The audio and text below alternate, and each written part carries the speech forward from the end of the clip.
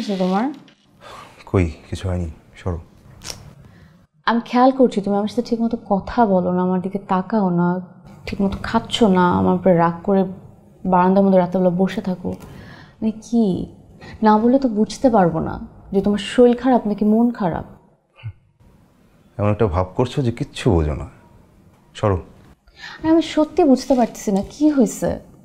ঢং করো না, ঢং আমার একদম ভালো লাগে না। যে তোমাকে রাত বিরাতে মেসেজ পাঠায়, যার সাথে সারাদিন ফোনে কথা বলো, তার কাছে যাও, সরো। ওকে ওয়েট, সমস্যাটা হচ্ছে আমাকে রাত বিরাত যে ফোন করার মেসেজ করে তুমি মনে করো আমার এক্স। বাহ, এতদিন বুঝতে পারলা, কনগ্রাচুলেশনস। তারপর মিথ্যা বলবো না।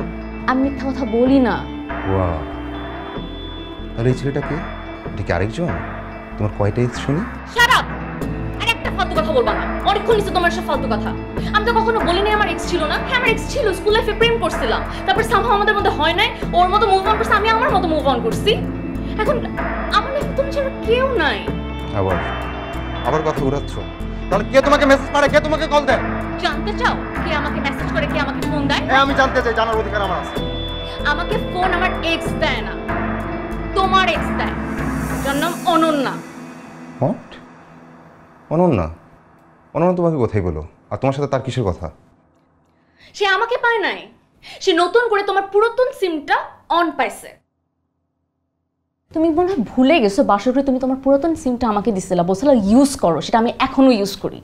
সেটা হচ্ছে সে অন পে মনে করছিল সে তোমাকে খুঁজে পাবে, কিন্তু আনফরচুনেটলি সে আমাকে খুঁজে পাইছে। সে তোমাকে এখনো চায়, এখনো ভালোবাসে, আর আমি দিনের পর দিন তাকে ফোন করে মেসেজ করে এইটাই বোঝানোর চেষ্টা করছি যে আমাদের সুন্দর ম্যারেজটার মধ্যে যাতে সে না আসে, যাতে এটাকে হ্যাম্পার না করে, দ্যাটস অল।